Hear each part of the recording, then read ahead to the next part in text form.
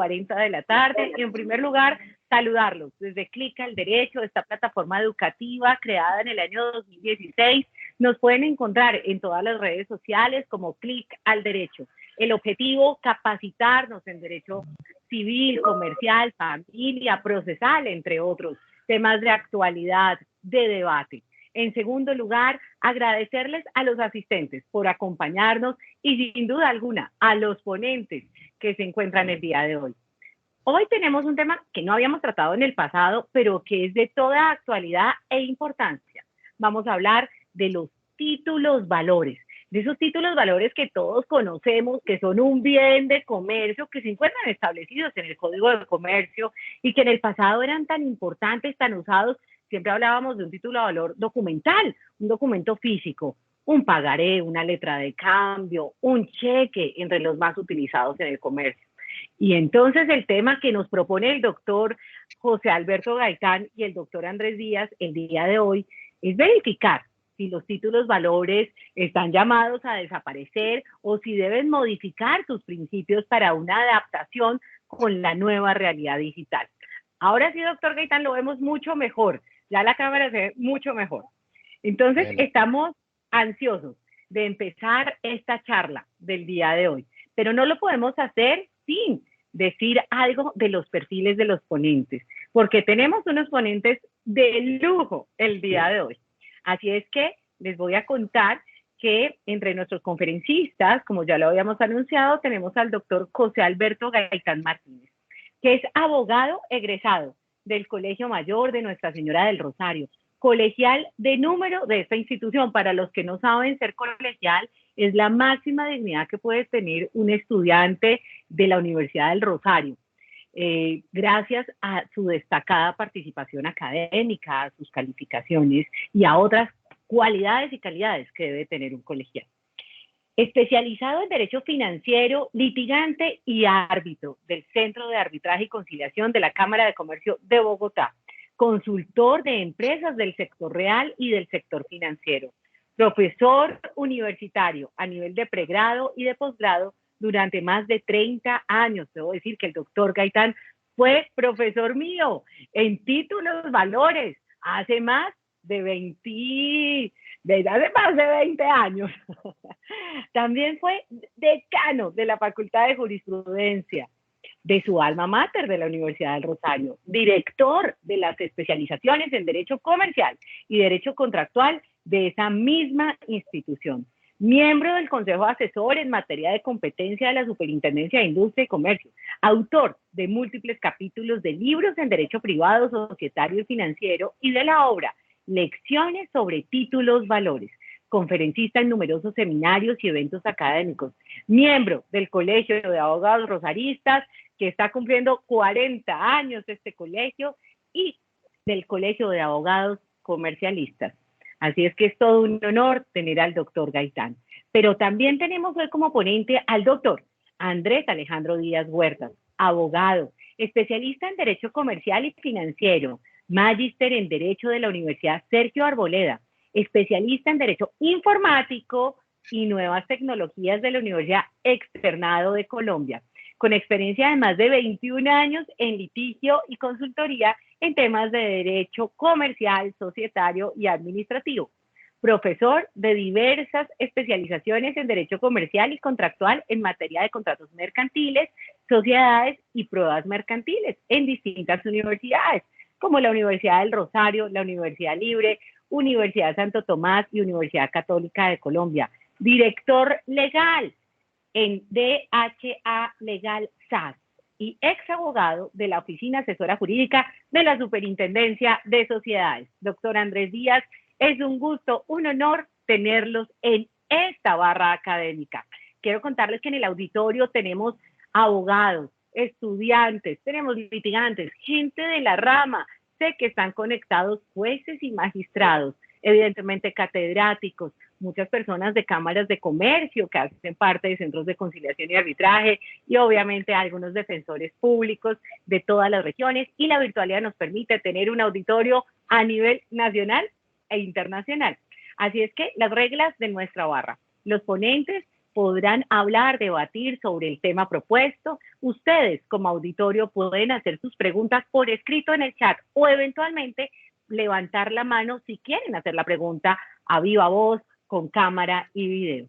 Después de la ponencia magistral de nuestros dos ponentes, haremos entonces una ronda de preguntas y si el tiempo lo permite, haremos un resumen de la barra. Algunas veces las preguntas son tantas que no logramos hacer el resumen, pero damos inicio a esta barra, así es que el auditorio es del doctor Gaitán y del doctor Díaz. Bienvenidos. Muchas gracias, Diana, por tus generosas palabras, por esta honrosa invitación que nos llena de orgullo estar en un escenario como estos, que evidentemente reúne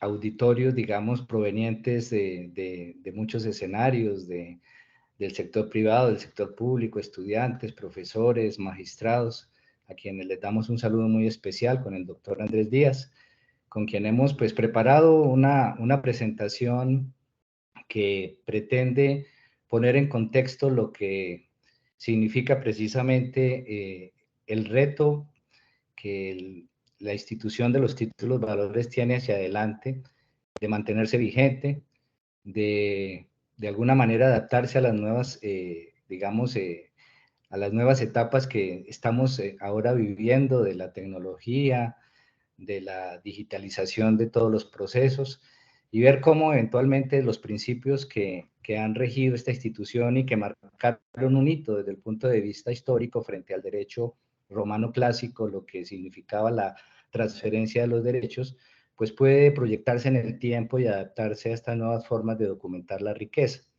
Entonces vamos a dividir la presentación en dos. El doctor Andrés Díaz pues tiene un material de base que quiso proyectar, Diana, no sé si es posible, para efectos de poder desarrollar, digamos que el tema.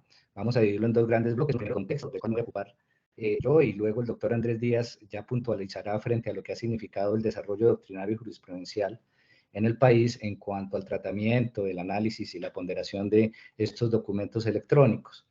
Entonces, si nos permitieras, Diana, por favor.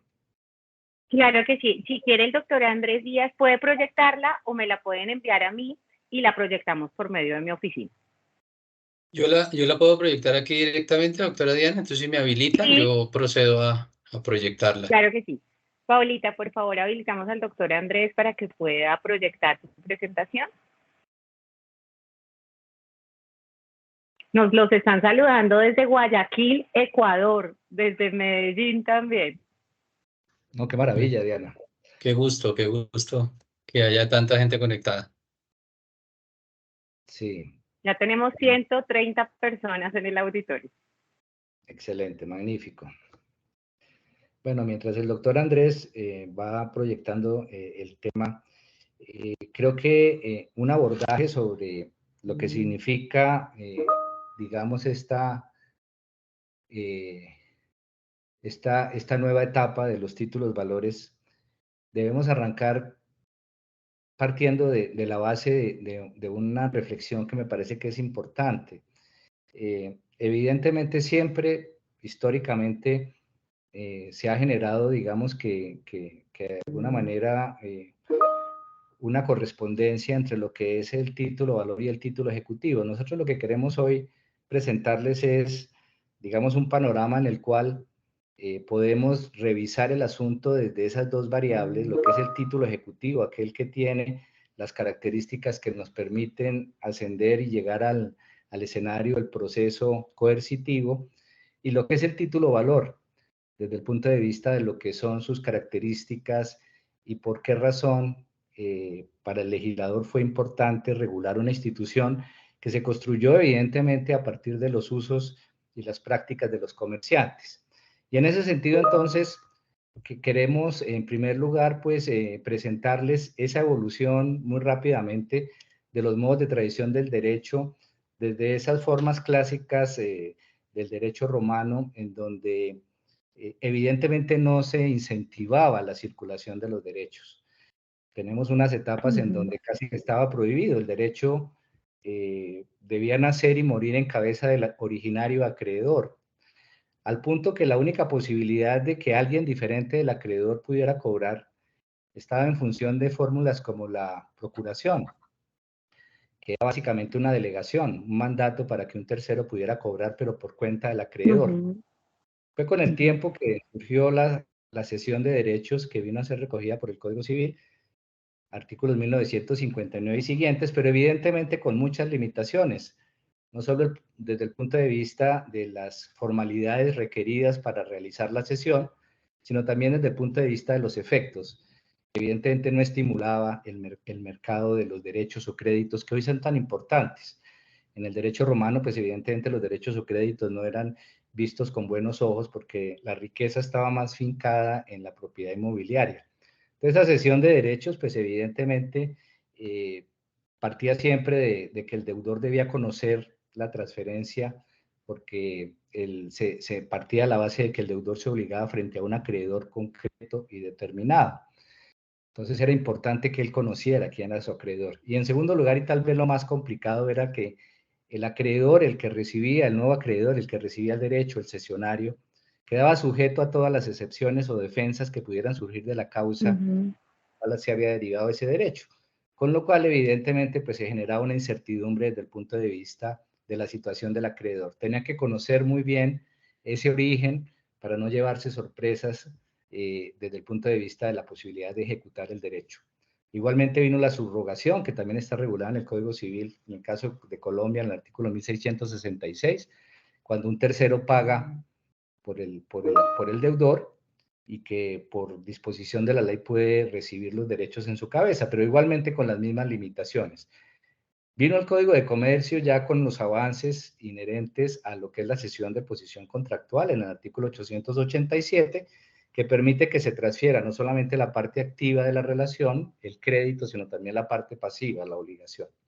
E igualmente el Código de Comercio viene a regular de una manera mucho más sistemática, más completa, recogiendo lo que era la Ley 46 del 23 y enriqueciéndola con el proyecto INTAL en lo que es la transferencia por los medios cambiarios. Que evidentemente marca un hito desde el punto de vista de la transferencia de derechos. Pero lo que yo quiero poner de presente acá es que esa fórmula de transferencia lo que quiso fue precisamente generar un modo que permitiera que desde el punto de vista de la situación del acreedor y de las formalidades para la transferencia, partiéramos de la base de un mercado flexible y ágil, expedito, que permitiera que de una manera muy rápida el interesado en un derecho pudiera tomar la decisión de compra. De tal manera que la transferencia por medios cambiarios, que es inherente a los títulos valores, de alguna manera busca particularmente eso, facilitar la circulación de la riqueza, más que brindarle al mercado un título ejecutivo. Lo del título ejecutivo es un efecto que podríamos decirlo, y si me permiten, secundario, porque el efecto principal de la forma de circulación de los títulos valores es precisamente generar un mecanismo que diera pie a un mercado organizado como es el que tenemos hoy a partir de las bolsas de valores particularmente y de los mercados extrabursátiles. Entonces esa finalidad es súper importante. Facilitar esa circulación de la riqueza creo que fue el objetivo principal por el cual se reguló esta institución. A tal punto es importante esta forma de transferencia que el mismo Código de Comercio en el artículo 888, que no ha sido muy utilizado, permite que contratos escritos, no propiamente títulos valores, contratos escritos puedan también tener como forma de transferencia no solo la cesión de contrato, sino también la fórmula cambiaria, el endoso. Evidentemente en Colombia esto no ha sido explotado porque eso significa toda una serie de consecuencias que las partes no están dispuestas a afrontar. Y lo más importante es tener claridad sobre quién es el acreedor que puede exigir la prestación. Entonces, desde el punto de vista de los contratos, esta forma de transferencia del artículo 888 no ha sido tan utilizada. Está ahí como una norma prácticamente virgen, pero que nos sirve de antecedente para lo que viene más adelante en cuanto a los documentos electrónicos. Y también quiero llamar la atención en este punto de lo que significó el avance de la Ley 964 de 2005, que es la Ley Orgánica del Mercado de Valores en Colombia, en cuanto ella, en el artículo 2º, parágrafo 5º, amplió y extendió los efectos efectos de los títulos valores a un concepto mucho más general que es el de los valores, que es un concepto que involucra evidentemente los títulos, pero que también abarca otro tipo de fórmulas documentales, incluso muchas de ellas contractuales y varias también sujetas a incertidumbres como sucede con los contratos de futuros, los puts, los calls, los forwards. Todos esos contratos de cobertura pueden ser negociados en el mercado y se consideran valores y por disposición de esa ley se sujetan en sus efectos y características a los títulos valores. Es decir, el legislador en el año 2005 ya entendió que a pesar de que algunos documentos, incluso contractuales, no tengan la naturaleza de títulos valores, pueden servirse de los efectos y consecuencias de los títulos, que son básicamente pues los que conocemos todos: la autonomía, la literalidad, la legitimación, la necesidad, la incorporación, que permiten precisamente asegurar el interés del acreedor al punto que puede contar prácticamente con una prestación objetiva, que no está sujeta a ningún tipo de discusión desde el punto de vista de sus alcances y de su existencia. Y finalmente, en esta evolución que queríamos presentarles como antesala, tenemos la notación en cuenta y lo que llama la regulación del RADIAN en Colombia para las facturas electrónicas, la generación de eventos asociados a un código único, CUDE, que es la forma en que se está generando la transferencia de esos documentos electrónicos que han sido regulados desde la ley 964 y ahora con estas resoluciones de la DIAN, que son documentos que vamos a desarrollar precisamente en esta charla de manera amplia. Andrés, si por favor me ayudas con la siguiente filmina. Bueno, muy bien. Entonces, ¿qué sucede? Pues tenemos este panorama, tenemos la ley del mercado de valores que extiende los efectos de los títulos a otro tipo de documentos, incluso a los contratos. Tenemos ese artículo que permite que contratos propiamente dichos comerciales puedan ser transferidos por endoso. Y viene la ley 527 de 1999, que marca otro hito en Colombia al regular lo que se conoce como el documento electrónico digital. De esa ley queremos rescatar solamente 2 o 3 cosas. La definición del mensaje de datos que está prevista en el artículo 2, toda información que sea emitida, originada, comunicada, almacenada por medios electrónicos o digitales. La equivalencia funcional, que es súper importante, que da cuenta de que siempre que la ley exija que algo conste por escrito, se entenderá que se cumple con ese requisito a través del documento electrónico o el mensaje de datos. La firma electrónica, que igualmente es tan importante para el derecho cambiario, en cuanto el derecho cambiario siempre ha fincado el consentimiento en la colocación de una firma. Aquí estamos en un escenario en donde la firma electrónica puede cumplir ese propósito, y un valor probatorio que queremos ahí también detenernos un poco para dar cuenta de que aquí el valor probatorio está en función de un nuevo principio, que es el de la integridad del documento, que es el que sirve para los propósitos que vamos a tratar enseguida. La integridad, para efectos de asegurar efectivamente que el documento no haya sufrido ninguna modificación, que haya sido conservado en su versión original, que tengamos claro quién es su autor, de dónde fue enviado, por quién fue recibido, y finalmente que pueda ser susceptible de una consulta posterior. Entonces, esa ley es muy importante para lo que viene enseguida. Muy bien.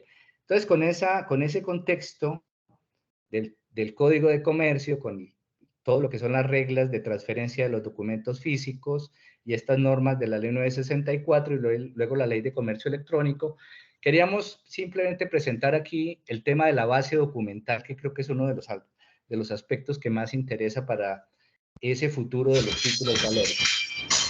Así las cosas, en el Código de Comercio partimos de la base de un documento físico que permite fincar la originalidad en algo que es muy importante y que solo se logra en el escenario de lo físico, por lo menos por el momento, aunque ya el tema de la tecnología con este blockchain seguramente nos puede conducir a una cosa parecida. Pero desde el punto de vista físico, Diana, realmente no tenemos problema porque sabemos que solo hay un original, hay una unicidad del documento. No es posible que 2 personas tengan el original, porque solo una de ellas puede ostentar su tenencia física. De tal manera que desde el punto de vista de los títulos valores tradicionales, la originalidad de la cual surgen todas las consecuencias, la legitimación y todo lo que viene enseguida, pues evidentemente está en función precisamente de la tenencia de ese documento único. Por el contrario, en el escenario de lo electrónico encontramos que ya al principio no es tanto la originalidad, sino la integridad del documento bajo los criterios que antes referimos, escenario en el cual podemos encontrarnos frente al gran problema de la multiplicidad de ejemplares, muchos originales de un mismo documento. Entonces, frente a ese escenario, la gran pregunta es, ¿y a quién le reconocemos la condición de acreedor? Si podemos multiplicar ese documento las veces que queramos, y lo que vale es la integridad, es decir, dar cuenta de que efectivamente tuvo un origen, que fue conservado de manera adecuada, que no ha sido alterado y que puede consultarse. ¿Cómo logramos entonces esa legitimación? ¿Cómo logramos que alguien sea el único que tiene el derecho de cobrar y que el deudor tenga la certeza de que está pagando válidamente? Esa es la gran pregunta. ¿Cómo aseguramos la legitimación? Andrés, por favor, pasemos a la siguiente. Entonces, la ley le ha dado a esto unas respuestas muy claras, que son las que queremos poner sobre la mesa para la discusión. Respuestas que evidentemente parten de la base, en primer lugar. No sé, Andrés, ¿será que nos saltamos una o esta es la que continuaba ahí en tu...? No sé si es esta anterior. Pasemos a la anterior, sí. ¿Esta es? Exactamente. Muchas gracias, Andrés. Es Listo, esa. ok. Muchas gracias. ¿Cómo se asegura la legitimación entonces en tales escenarios? Entonces tenemos que en el Código de Comercio no hay duda alguna. ¿Quién es el legitimado para cobrar?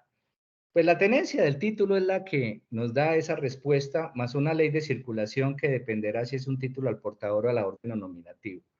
Además, ahí partimos de la base de los bienes muebles corporales que determinan que la posesión permite presumir dominio, que se protege la condición del poseedor, que no puede ser reivindicado. Es decir, hay toda una serie de principios absolutamente cimentados, incluso desde el derecho romano clásico, que permiten asegurar que quien tenga el documento físico, el original del documento físico, es quien tiene la facultad de cobrar.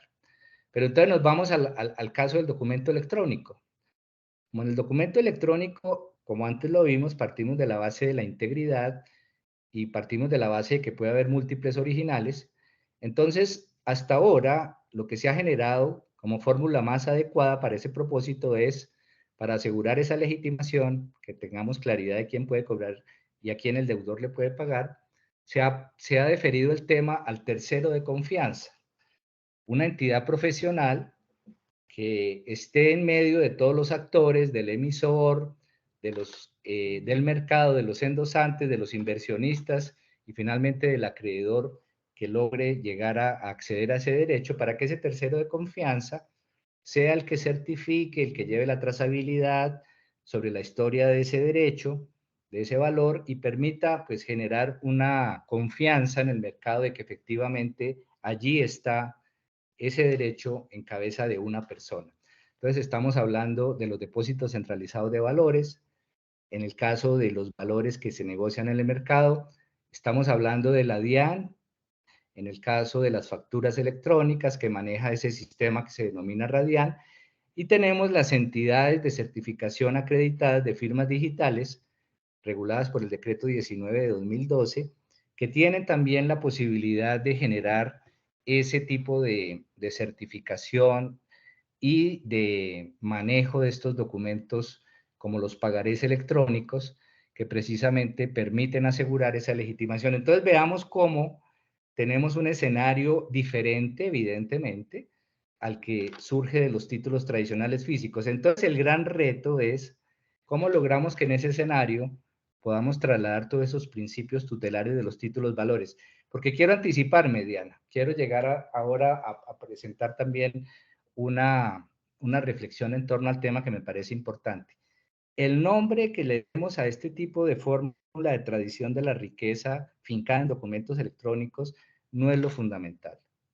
Lo más importante es que esas nuevas formas de transferencia, esas nuevas formas de documentar la riqueza, apoyadas en este caso en la tecnología, que incluso pueden ser más seguras, y lo reconozco plenamente, que las que se dan en el escenario físico, puedan servirse de esos principios tutelares de los títulos valores, así como en su momento la ley 964 los extendió a todas esas otras figuras que se presentan en el mercado de valores. Y vamos a ver si lo logramos, y efectivamente hemos avanzado muy bien en ese sentido. Andrés, por favor, la próxima, gracias. Tenemos precisamente aquí como un resumen de lo que podríamos tener hoy por hoy como documentos que se instrumentan en fórmulas disruptivas como estas que se fincan en la tecnología, lo que corresponde a ese género de documentos electrónicos. Tenemos en primer lugar los valores, evidentemente fueron los pioneros, los que permitieron entonces abrir mucho más el compás de ese rigor cambiario que exigía unos requisitos y una serie de principios básicos que eran bastante inflexibles. La ley 964 nos abrió ese compás al darnos la posibilidad de que esos valores se sirvieran de estos principios tutelares de los títulos valores.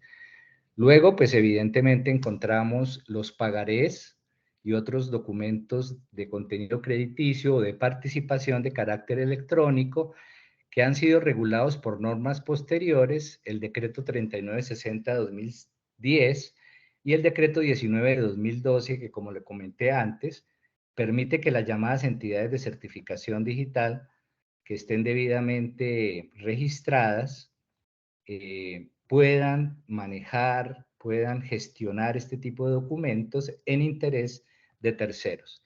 Y finalmente, pues la joya de la corona, que es la que hoy tiene mucho más dinamismo gracias a la circunstancia de que está atada a operaciones tan importantes como el factoring, para que los comerciantes puedan liquidar de manera anticipada esos derechos de crédito derivados de sus ventas financiadas, que son las facturas electrónicas, la ley 1231-2008, con su decreto 1074-2015 y la última regulación que viene de la DIAN, que ahora Andrés nos va a contar que incluso ya fue puesta en tela de juicio por un tribunal en una sentencia reciente de este año, en donde se discute la posibilidad de que la DIAN entre a regular y a concretar un poco lo que es estos requisitos documentales de la factura electrónica. Muchas gracias, Andrés. Por favor, pasemos a la siguiente. Muy bien. Entonces, por último, para no cansarlos y ya darle la palabra a Andrés para que entre ya en materia, en la sustancia de lo que nos ha convocado hoy, que es ver cómo se ha desarrollado esto a nivel jurisprudencial, pues quería presentar entonces esta última filmina que nos da cuenta de algo que resulta muy importante para el mercado, que es la posibilidad de que también tengamos documentos diferentes a títulos valores que puedan servirse de un principio que es bastante importante, que es el de la autonomía, que es el que nos permite en uno de sus aspectos, en el aspecto pasivo, que tengamos multiplicidad de deudores, gracias a ese principio de que todo suscriptor de un título de valor se obliga a pagarlo personalmente. Entonces, el principio de la autonomía que es inherente a los títulos valores, pues evidentemente podríamos verlo en los títulos ejecutivos diferentes, en los demás títulos ejecutivos, a partir de fórmulas como la solidaridad, por ejemplo, en donde también podríamos encontrar la posibilidad de que cuando se trata de obligaciones contraídas por muchas personas, todas ellas se obliguen a pagar la totalidad de la prestación. La solidaridad la conocemos todos bien desde también centurias, entonces allí también encontramos un escenario propicio para ello. A los títulos valores les es inherente la autonomía, evidentemente es fruto de la esencia misma del título. En el caso de los demás títulos ejecutivos, pues seguramente esa solidaridad tendrá que ser pactada expresamente. En el caso de los valores de los que hablábamos antes, esos que hacen parte del mercado regulados por la 964, curiosamente la ley eliminó la acción cambiaria de regreso y solamente tenemos acción directa contra el emisor. Eso tuvo una razón histórica muy clara y que dio pie a entender que en el mercado de valores, cuando una persona compra un derecho o un valor, no lo hace en función de quienes están negociándolo, sino en función de quien lo emite. Entonces, por eso en el mercado de valores tenemos la eliminación de las acciones cambiarias de regreso. Entonces, ahí solamente tenemos acción directa. Y finalmente, en otros documentos electrónicos, se ha previsto la posibilidad, incluso las disposiciones de la DIAN así lo han regulado y lo han de alguna manera previsto, es posible que haya endosos que sean susceptibles de generar responsabilidad en quienes intervienen en la circulación. Entonces van a fijar una nueva Circunstancia fecha. que es muy Mientras importante. tanto se hagan todos los trámites que Perdón. corresponden y el día de... Perdón, doctor Gaitán, agradecemos a los participantes, tengan apagado el audio para que no haya interrupciones dentro de las ponencias. Gracias. Mil gracias.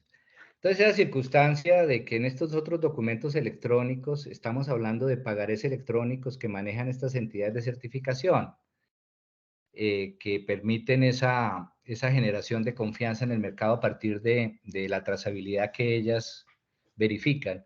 Y las facturas electrónicas que están administradas por la DIAN, se ha regulado la posibilidad de que existan intervenciones a través de firmas electrónicas de endosantes que puedan generar responsabilidad. Entonces, en síntesis de esta primera parte, para ya darle la palabra al doctor Andrés, podemos decir lo siguiente.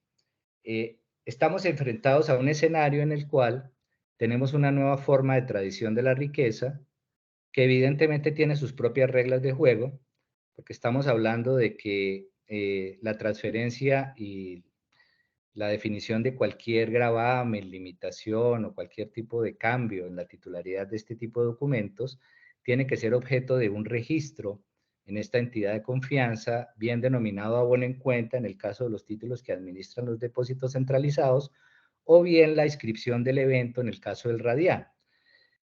Tenemos esa forma de tradición que es diferente de la de los títulos valores, evidentemente. Allí no estamos hablando de endosos propiamente dichos. Pero tenemos la posibilidad de que a pesar de que estemos en un escenario donde deba intervenir un tercero de confianza, podemos por reglamentación, por reglas de juego extensivas, aplicarles principios o efectos propios de los títulos valores, tales como los de la autonomía, que nos permitirán entonces tener la posibilidad de contar con varios deudores, tantos cuantos intervengan en la tradición o circulación de estos papeles. De tal manera que nos encontramos allí y el doctor Andrés nos va a desarrollar un poco el tema desde el punto de vista de lo que ha dicho la jurisprudencia en cuanto al valor del documento más como título ejecutivo, que realmente es un tema que creo que sobre el cual, aunque ha habido algún tipo de incoherencia en las decisiones, de todas maneras creo que es el menos importante. El papel ejecutivo del documento creo que es algo que uno lo puede solucionar a partir del Código General del Proceso sin ninguna dificultad. Aquí creo que lo más importante, lo trascendental es mantenerle a estos documentos electrónicos, a estos documentos nuevos, la posibilidad de una circulación ágil y efectiva de la riqueza que dé cuenta precisamente de un escenario confiable para el mercado. Entonces, con esto, pues quisiera darle la palabra al doctor Andrés para que continúe con la presentación del tema. Muchas gracias, Diana. Gracias, doctor Alberto. Nuevamente, buenas tardes, doctora Diana. Un gusto estar compartiendo este espacio con ustedes. Entonces, como decía el doctor Alberto, vamos a hablar un poco del desarrollo tanto normativo como jurisprudencial que ha tenido el tema de los títulos valores y de la posibilidad que hoy en día se presenta incluso desde hace ya muchos años, no solamente desde la ley 527 del 99, sino incluso como lo manifestaba el doctor Alberto, con normas como la ley 964 del 2005 e incluso la ley 27 del 90 que permitía hacer transferencias por órdenes o despachos electrónicos. Entonces, lo primero que voy a mencionar al respecto es el tema del título valor digamos, concebido como lo entiende el Código de Comercio en su artículo 619, en el 621, versus lo que puede, o versus electrónicamente lo que puede brindar precisamente la parte informática y electrónica para que un documento digital pueda ser considerado como un título valor.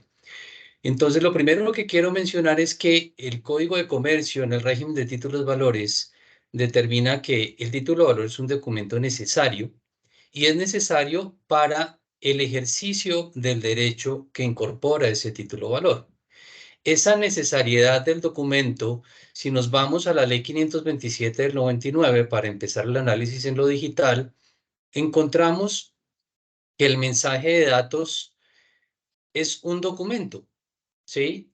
El Código General del Proceso, en el artículo 243, precisamente le da el carácter de documento al mensaje de datos, con toda la relevancia desde el punto de vista obligacional, de efectividad y desde el punto de vista probatorio que esto significa.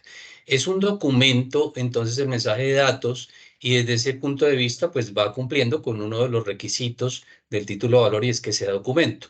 El título valor, o el mensaje de datos, perdón, adicionalmente equivale a un escrito. Es el famoso principio de equivalencia funcional que regula la ley 527 del 99. Entonces, cuando una norma exija que algo conste por escrito, porque deriva una determinada consecuencia de que no obre por escrito, esto se cumple con un mensaje de datos. El mensaje de datos equivale a ese escrito. El mensaje de datos también tiene la condición de que tiene un reconocimiento jurídico.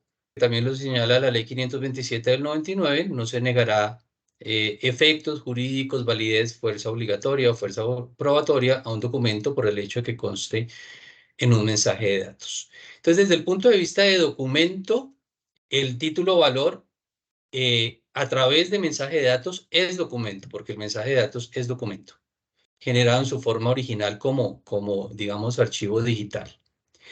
En segundo lugar, la mención del derecho que el título incorpora. Claramente, esta información del derecho que el título incorpora, una determinada cantidad, un determinado valor a favor de el acreedor, se cumple también con el mensaje de datos. Esta información se puede generar, transmitir, recibir a través de mensajes de datos. Entonces se cumple con ese otro requisito del artículo 621 del Código de Comercio. En cuanto a la firma, que es el otro requisito que exige el artículo 621 del Código de Comercio para el título valor, la firma también se cumple con una firma electrónica o con una firma digital. Incluso, lo mencionaba el doctor Alberto, en ocasiones con una mayor seguridad que puede suministrar o brindar una firma electrónica. Una firma electrónica entendida como un código, una contraseña o un mecanismo de identificación biométrica, o una firma digital, que es este mecanismo que actúa a través de una clave privada que genera un valor numérico, que esto va ligado a un procedimiento matemático, una clave privada que a su vez tiene un par, que es la clave pública, y la clave privada asegura no solamente la identificación de la persona que generó el mensaje de datos, sino también la inalterabilidad que pudo tener ese mensaje de datos.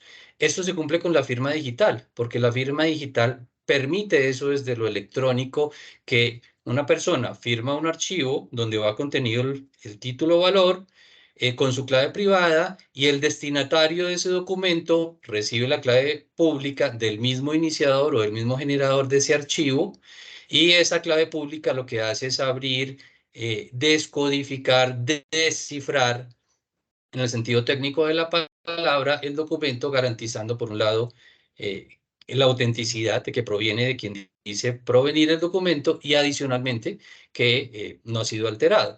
Entonces, la firma del título valor como requisito se cumple incluso con una mayor seguridad que lo que puede brindar una firma manuscrita con temas de falsificaciones y demás. Entonces, si se utilizan estos métodos que permiten identificar el iniciador del mensaje de datos, un método que permite indicar que el contenido del documento cuenta con la aprobación del iniciador, si es un método confiable y apropiado para el propósito que dio lugar a la generación del mensaje de datos, estamos cumpliendo con el requisito de la firma.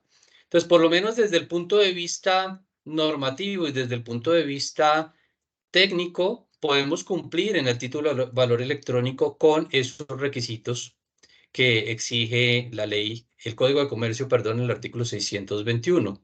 ¿Cuáles son los inconvenientes prácticos? Y ya lo mencionaba el doctor Alberto, respecto a estos títulos electrónicos. Riesgo de duplicación de títulos, o sea, que no tengamos un solo archivo con el cual cobren la obligación en él contenida, sino varios, y en consecuencia que el deudor se vea obligado a pagar a varios acreedores. Y el otro inconveniente que tenemos o que se presenta es la incertidumbre de las transacciones o de las operaciones o de los eventos realizados sobre los mismos, el tema de la trazabilidad que ya nos explicaba el doctor Alberto. Entonces tenemos que ver con el tema, digamos, esto toca con el tema de la originalidad y con el tema de la unicidad del título o valor. Vamos a ver qué tan importante es esa originalidad con todos estos cambios que se han dado, con esta normativa nueva que se ha presentado, pues, en particular en materia de facturas electrónicas. Qué tan importante es la originalidad y la unicidad. La ley 527 señala que para efectos de la originalidad, si alguna norma determina que la presentación que se debe presentar y conservar una información en una forma original, entonces se cumple esta originalidad que señala la ley 527, repito, para efectos de presentar la información y de conservarla, se cumple en la medida en que el mensaje de datos brinde una garantía de conservación del documento o del archivo digital desde el momento en que se generó por primera vez en su forma definitiva como mensaje de datos o en alguna otra forma. Noten ustedes lo que señala la ley 527. O en alguna otra forma, y esto es relevante para efectos de la forma como se están presentando títulos ejecutivos y títulos valores para su cobro judicial. Si esa información tiene una aptitud para poder ser mostrada, se cumplen con esos requisitos de la originalidad y habla la norma, el artículo 8 de la ley 527, que la información pueda ser mostrada. Esto tiene relevancia en la medida en que recuerdan todos ustedes que el artículo 624 del Código de Comercio determina que para ejercer el derecho que el título incorpora, el título debe exhibirse. La norma no dice que debe presentarse, dice que debe exhibirse, y aquí va en armonía con esto que dice el artículo 8 de la ley 527. El otro inconveniente, además del tema de la unicidad del documento, es la circulación del título valor. Y necesitamos entonces mecanismos de comprobación. Primero, de quién es el legitimado para ejercer el derecho cambiario y para constatar la realización de transacciones u operaciones sobre el título valor, la que conocemos como la trazabilidad del documento. Allí viene entonces el tercero de confianza, que ya nos lo mencionaba el doctor Alberto, que puede ser un depósito centralizado de valores, que tiene incluso el depósito centralizado de valores facultades, que desde el decreto 2555 del 2010, modificado por el decreto 3960 del mismo 2010, tiene facultades este depósito centralizado de valores para administrar y custodiar no solamente valores, sino títulos, valores de contenido crediticio, y para emitir certificaciones de quién es el titular de ese instrumento llamado título valor y qué operaciones se han dado sobre el documento. Entonces, es ese tercero de confianza, depósito centralizado de valores. Hoy en día también la DIAN, a través del registro RADIAN, que brinda, digamos, los mecanismos técnicos y tecnológicos para poder indicar quién es el titular del documento en un determinado momento y qué operaciones se han dado sobre el título valor. Veamos ahora el cobro ejecutivo de los títulos valores. Tenemos por un lado las facturas electrónicas, o podríamos estar hablando, para utilizar un término más genérico, los títulos valores creados electrónicamente y los títulos valores creados en físico, pero que se tienen que presentar al proceso hoy en día con el tema de la virtualidad, desde que fue acelerada por la pandemia, que se tienen que presentar al proceso. Veamos el tema de las facturas electrónicas entonces. El ejercicio de la acción cambiaria. Y aquí vamos a empezar a ver cuáles han sido los diferentes pronunciamientos de Corte Suprema, tribunales y juzgados en cuanto al tema del cobro ejecutivo de los títulos valores. Entonces, anteriormente, en materia de factura electrónica, el cobro ejecutivo de la factura electrónica debía ejercerse con un título de cobro que emitía la DIAN. ¿Por qué un título de cobro que emitía la DIAN? Porque cuando se emite el decreto que reglamenta lo de las facturas electrónicas, que es el decreto 1349 del 2015. Este decreto determinó que la DIAN, a través de ese sistema del Radian, tenía que emitir un título de cobro. Ese título de cobro obviamente era un documento diferente a la factura electrónica como tal, y con ese título de cobro era con el que íbamos a cobrar el título, valor o la factura al juzgado, ¿sí? Esto, como lo menciono, lo establecía el decreto 1349, pero este decreto fue derogado por el decreto 1154 del 2020. Y ese decreto 1154 del 2020, que a su vez modifica el decreto 1074 del 2015, el decreto único reglamentario del sector comercio, industria y turismo, ya no exige el título de cobro como título ejecutivo para cobrar la factura electrónica. Pero noten ustedes acá cómo aquí empiezan digamos, a existir diferencias en cuanto a los principios o inaplicación, digámoslo de alguna manera, de los principios propios de los títulos valores. Por el Código de Comercio entendemos que el título valor, cuando uno va a cobrar, uno cobra es con el título valor, en este caso la factura electrónica. Aquí se estaba cobrando, era con un título de cobro aparte. Entonces ya no era un documento necesario propiamente la factura electrónica, sino el documento necesario pasó a ser el título de cobro. La literalidad del documento, que la consagraba como ese derecho incorporado en la factura, estaba en la factura, y ahora el título de cobro. Entonces empiezan a notar ustedes cómo esos principios propios del título de valor empiezan a sufrir modificaciones o a dejar de ser aplicados en materia de facturas electrónicas. Por otro lado, han existido casos en donde juzgados exigen una certificación emitida por el Radian para librar mandamiento de pago. Esto ha pasado en juzgados. Entonces le dicen al demandante, no, apórteme la certificación de la DIAN que me indique que esa factura electrónica existe y que usted es el titular de esa factura electrónica. ¿Qué ha pasado? Esos mandamientos de pago se han negado, y esto ha llegado al Tribunal de Bogotá, y el Tribunal de Bogotá ha dicho, no se requiere una certificación. Y noten ustedes aquí que ya estamos hablando de ese tercero de confianza. Certificación del tercero de confianza, en este caso llamado DIAN.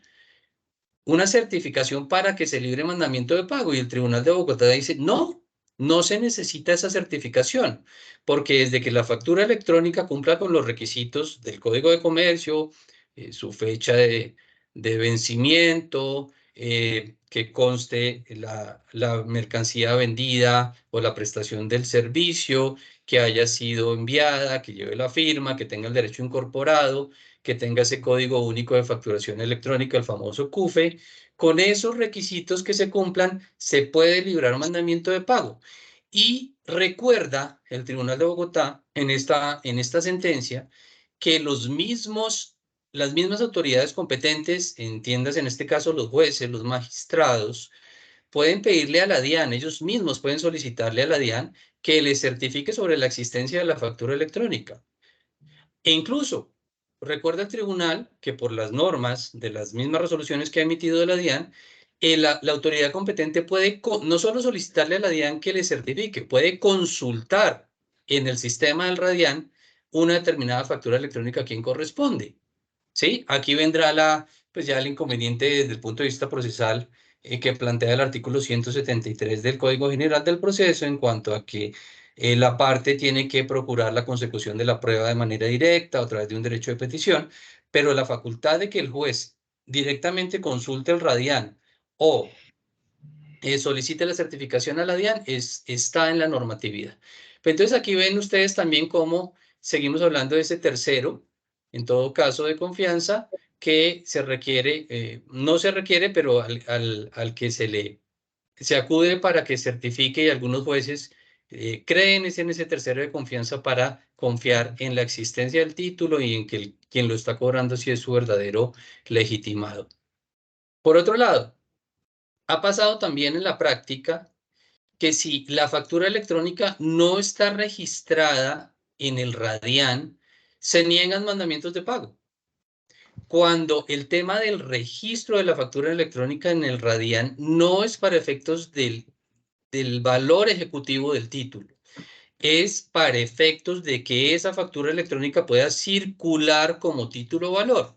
La factura electrónica debe llenar los requisitos del Código de Comercio y debe ser entregada, obviamente, al deudor, debe haber una aceptación y en la medida en que ya esté entregada, aceptada, se registra para que se pueda endosar esa factura electrónica, pero no para efectos del cobro ejecutivo de la factura electrónica. Eso también lo ha recordado la jurisprudencia. Sigamos acá con la negativa de algunos juzgados a librar mandamiento de pago de facturas electrónicas por no cumplir con los requisitos de expedición, por no presentarse la factura electrónica en formato XML y por aportarse la factura electrónica para su cobro en otros formatos como el PDF. Aquí hay que tener en cuenta que los requisitos de expedición de la factura tienen que ver con unos requisitos que exige la normatividad expedida por la DIAN para efectos de control fiscal y de control tributario. Para eso son esos requisitos de expedición. Entendía la expedición como ¿qué?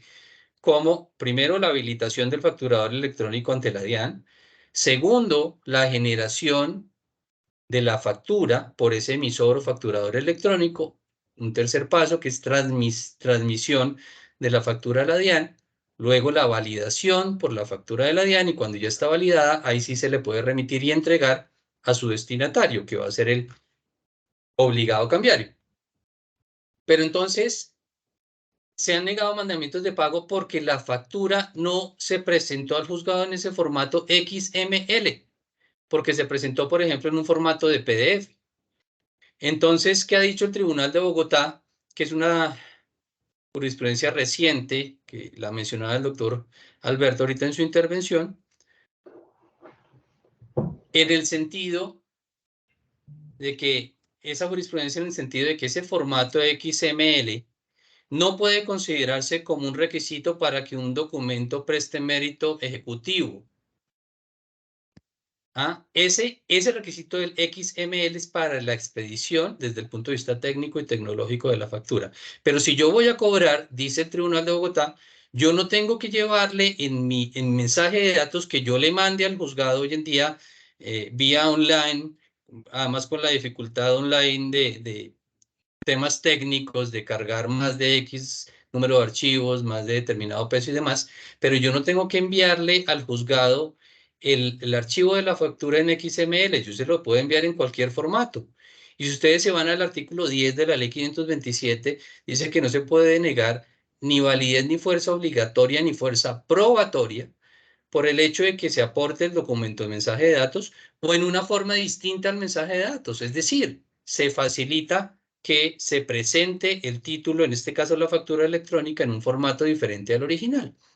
Dice el tribunal que es que además la DIAN no es la encargada de señalar cuáles son los requisitos de un título valor o de un título ejecutivo, porque esa facultad de determinar requisitos tiene reserva legal. Es la ley la que lo determina, el Código de Comercio, ¿sí? Si ustedes van, por ejemplo, al decreto 1154, que es el que regula todo el tema del registro de la factura electrónica para efectos de circulación, cuando se refiere a la expedición, se refiere a la expedición de la factura electrónica de compra-venta. Hasta ahí llega, de compra-venta. No dice la factura electrónica de compra-venta como título valor.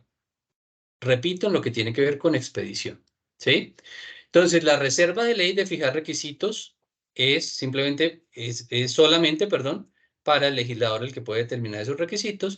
Y adicionalmente dice el Tribunal de Bogotá, una entidad administrativa no puede ir por encima de una ley estableciendo regulaciones porque eso desbordaría la potestad reglamentaria de una entidad administrativa. Entonces, por esas razones es que no asiste, digamos, justificación en negar mandamientos de pago por el hecho de que no se aporten XML el formato de la factura electrónica. Un auto del 27 de junio del 2023 del magistrado José Alfonso Izaza Dávila. De otra parte, ha dicho también la jurisprudencia, las formalidades de documentos originales, como que consta en el documento la firma del obligado o la constancia de recibo, son propias de documentos que circulan de manera física, más no de aquellos que lo hacen a través de las redes de las telecomunicaciones, de las denominadas TIC. ¿Sí? Entonces, por ejemplo, el tema de la firma. Si hoy en día estamos hablando que el título electrónico, el título de valor electrónico, se puede firmar con una firma digital, pues exigir que en el texto como tal vaya la firma, como se exige para un título de valor en físico. Claro, el título de valor en físico se ve plasmado sobre el documento la firma, pero si estamos hablando de un dispositivo de firma digital, ese fue el mecanismo que se utilizó para firmar un pagaré electrónico, por ejemplo, que se creó a través de un mensaje de datos, pues la firma digital no se va a ver como tal en el texto del documento, sino que obviamente se tiene que verificar lo de la firma digital, pero no se va a ver como tal en el texto del documento. Entonces no se puede exigir, dice el Tribunal de Bogotá, requisitos que se exigían a los títulos valores en físico, a aquellos títulos que regulan, o mejor que circulan por las redes de las telecomunicaciones y de la informática y las TIC en general.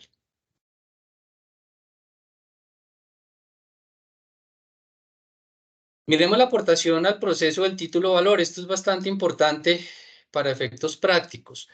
¿Cómo podemos aportar al proceso el título valor o título ejecutivo generado a través de un mensaje de datos? Entonces nos vamos al Código General del Proceso. Ahí está la normatividad, es cuestión de que se aplique. Aportar el mensaje de datos en el mismo formato en que fue generado, enviado o recibido. Entonces yo envío mi título valor como lo recibí. Si lo recibí en un PDF, lo envío como un PDF. Si lo recibí con un JPG, una imagen, lo envío en esta forma original que recibí el título que se creó mediante este mecanismo. La segunda forma es aportar el documento en algún otro formato que lo reproduzca con exactitud. Entonces, volvemos al tema. La factura electrónica, por ejemplo, se genera un XML, pero la podríamos aportar en un formato de PDF o la podríamos aportar en un formato de zip o algún formato que reproduzca con exactitud el título que inicialmente se generó. Lo permite el Código General del Proceso. Adicionalmente, en este tema de los títulos en valores generados a través de mensaje de datos y de la posibilidad de que se aporte una reproducción del título del mensaje de datos, no necesariamente el original archivo que se creó, mencionamos un poco el tema de las capturas de pantalla. La captura de pantalla de una aplicación como estas de mensajería de texto, un WhatsApp, un Telegram, etcétera. Esas capturas de pantalla han tenido una serie de pronunciamientos también de la Corte Constitucional que inicialmente a la captura de pantalla, que nos podría servir la captura de pantalla como un mecanismo que reproduce al mensaje de datos original. Esa captura de pantalla inicialmente dijo la Corte Constitucional en el 2020 que simplemente era una prueba indiciaria. O sea, no le daba la suficiente relevancia a la captura de pantalla. Decía, no, esto es un indicio y hay que mirarlo en armonía con los demás medios de prueba. Luego dijo la Corte Constitucional, mire, no se puede negar la importancia de las capturas de pantalla, pero en todo caso no puede basarse una decisión judicial únicamente en una captura de pantalla. Hay que hacer una valoración en conjunto de acuerdo a las reglas de la sana crítica, ¿sí? Y finalmente, en una sentencia ya del 2022, la Corte Constitucional dice, mire, esa captura de pantalla no le podemos quitar la importancia. ¿Por qué? Porque el mismo Código General del Proceso reconoció que el mensaje de datos es un documento. Al ser documento, pues se trata la captura de pantalla como documento, bajo las reglas de los documentos. Veamos ahora, podemos aportar impreso, bueno, esto bajo el entendido de que radicáramos una demanda en físico, obviamente. podemos aportar impreso el título valor y nos dice el artículo 244 del Código General del Proceso que cuando se aporta impreso se rige bajo las reglas de los documentos. Si yo imprimo mi título valor y lo aporto en físico en ese impreso, ese papel que reproduce en la tinta el título valor que tomé del mensaje de datos, se le aplican las reglas de los documentos. Con la presunción de autenticidad que se le da a ese papel, a ese impreso, a ese chat o correo, etcétera, impreso en un papel, con la presunción de autenticidad de la que gozan los documentos según el artículo 244. Pero miren que esa presunción de autenticidad no debe, digamos, entenderse solamente para el papel, porque es que si el mismo 243, el artículo inmediatamente anterior, reconoce que el mensaje de datos es un documento, pues si yo voy al proceso y presento mi mensaje de datos, tengo que partir de la base de que ese mensaje de datos es auténtico, porque es documento y todo documento se presume auténtico, ¿sí? Yo no tendría que, por ejemplo, presentar mi mensaje de datos y además acompañarle al juzgado una prueba pericial que acredite que ese mensaje sí fue creado en tal día, que ha tenido alteración o que no ha tenido alteración. Eso sería una carga adicional para el demandante, que no se le reconozca esa autenticidad al mensaje de datos y que adicionalmente se tenga que aportar una prueba como un dictamen pericial para que se pronuncie sobre ese mensaje de datos. Si el mensaje, dice el Tribunal de Bogotá, si el mensaje se envió y se recibió por correo electrónico, el demandante podrá reenviar el correo al correo oficial del juzgado. Y hay una serie de normas en las que se apoya el Tribunal de Bogotá, el artículo 103, el artículo 109, el artículo 122 del Código General del Proceso. Noten ustedes que hay múltiples normas que nos dan respaldo, no solamente desde el punto de vista de las normas de comercio electrónico de la 527, sino normas del mismo Código General del Proceso e incluso, si ustedes van a la Ley de Administración de Justicia, la Ley 270 del 96, también en el artículo 95 le da reconocimiento a la aportación de memoriales o documentos a través de mecanismos electrónicos. Si se trata, por ejemplo, de una cibercharla, de un chat, a través de aplicaciones de mensajería, el ejecutante puede llegarle al proceso compartiendo los mensajes mediante su envío por correo electrónico, la opción de exportar chat, adjuntar un dispositivo con una memoria electrónica. Todos estos mecanismos los ha mencionado el Tribunal de Bogotá como posibles para demostrar que se tiene el documento. Apreciación de los mensajes de datos aportados en su formato inicial de generación. Se deben apreciar, de acuerdo a sus propiedades técnicas. Es decir, si yo voy con el título valor electrónico o el título ejecutivo electrónico en su forma original, lo que se aprecian son sus condiciones técnicas, ¿sí? La valoración de cuándo se creó, cuándo se generó, desde dónde, si se ha alterado, si no se ha alterado. Todo es un tema técnico, pero repito, bajo la premisa de que hay una presunción de autenticidad de ese documento llamado mensaje de datos. También se deberán tener en cuenta las reglas de la sana crítica. Se debe tener en cuenta la confiabilidad en su contenido, en el contenido de la información que obra en el mensaje de datos. Asegurar la conservación de la integridad de la información, que es lo más relevante acá, que sea íntegra la información, que no haya sido alterada. Que se garantice la inalterabilidad de la información, la rastreabilidad y la recuperabilidad de la información que obra en el mensaje de datos, todo esto conocido como la famosa trazabilidad. ¿Que se puede identificar al iniciador del mensaje? Naturalmente, temas de autenticidad, necesitamos saber que el documento sí proviene de quien dice ser creado o generado para que se cree esa obligatoriedad de la obligación allí contenida. Veamos ahora los títulos valores creados en físico. Los títulos valores o los títulos ejecutivos en general también creados en físico Hoy en día tenemos que radicar demandas online o por correo electrónico y tenemos que anexar pues, los documentos base de la ejecución. Entonces, esa acción cambiaria de esos títulos que se generaron en físico, pero que se los tengo que exhibir al juez para efectos de que me libre un mandamiento de pago, se hace a través de mensaje de datos porque la exhibición es lo que se requiere para ejercer el derecho. El artículo 624 habla de exhibir el título, no de entregar el título. Entonces yo puedo exhibir el título a través de un mensaje de datos para efecto del cobro ejecutivo. Al inicio del proceso ejecutivo es otro aspecto en el que ha conceptuado la jurisprudencia. Dice que al inicio del proceso ejecutivo, la exhibición física del título o valor comporta una ritualidad excesiva.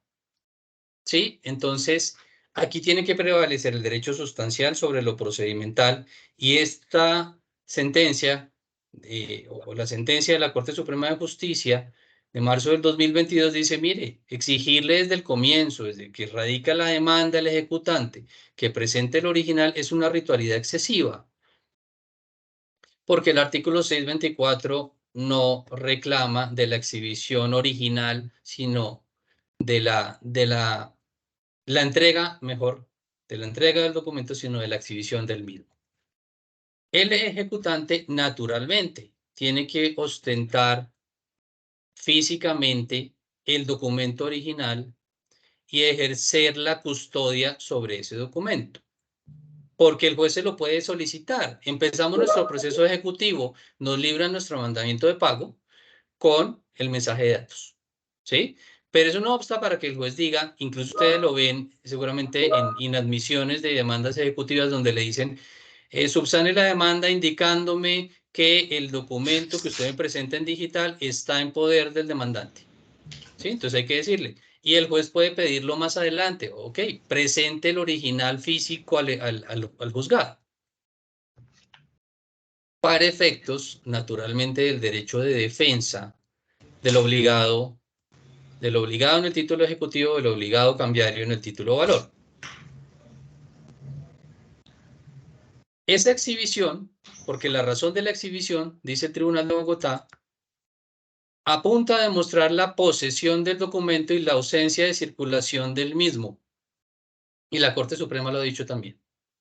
¿Sí? ¿Para qué? ¿Por qué es importante, por lo menos, declarar que se tiene físicamente el documento? Para efectos del derecho de defensa de ese obligado cambiario o ese ejecutado en el proceso. Esa exigencia del título valor en original debe ser con miras al ejercicio del derecho de defensa del obligado y no para decidir sobre la exigibilidad. Entonces, si el ejecutado quiere, digamos, ejercer su derecho de defensa en las excepciones, ¿en qué sentido? Por ejemplo, proponiendo una tacha de falsedad del mensaje de datos, ¿sí?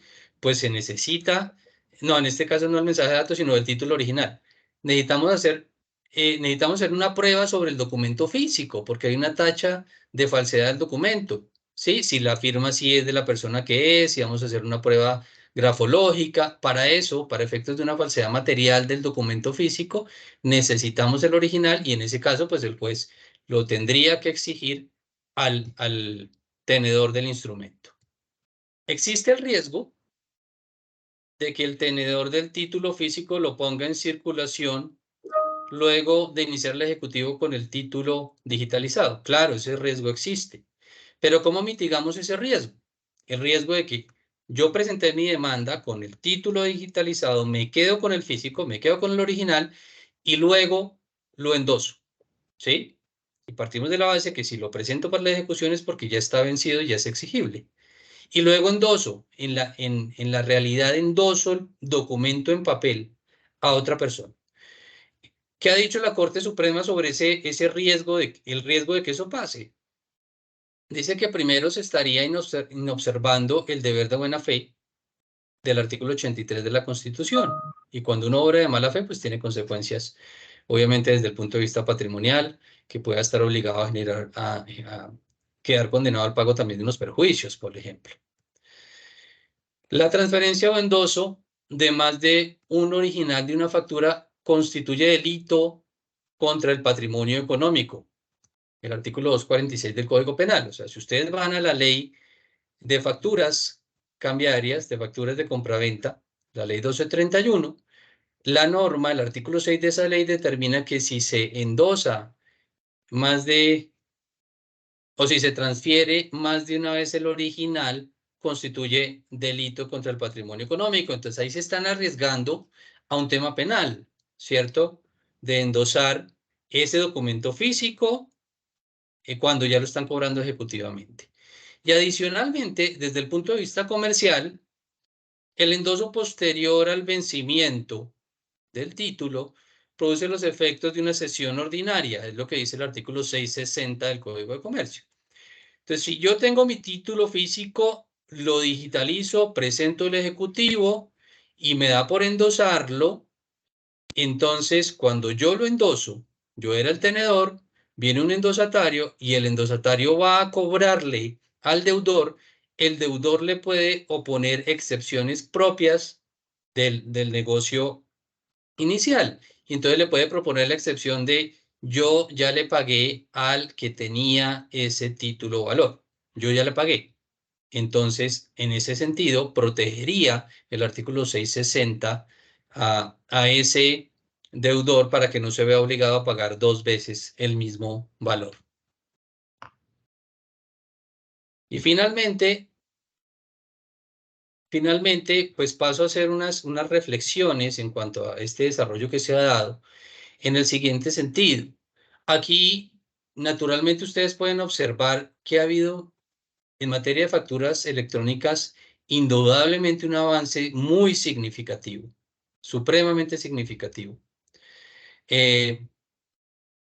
Pero que siguen existiendo diferencias, incluso, por decirlo de alguna manera, vacilaciones en la misma normatividad que se ha emitido y en los mismos pronunciamientos de las autoridades judiciales en cuanto a qué exijo, qué no exijo para el cobro del título ejecutivo o el título valor, en cuanto a qué exijo y qué no exijo para que pueda circular, y todos estos inconvenientes desde el punto de vista de la unicidad del documento, del título valor electrónico, de la circulación de ese título valor electrónico.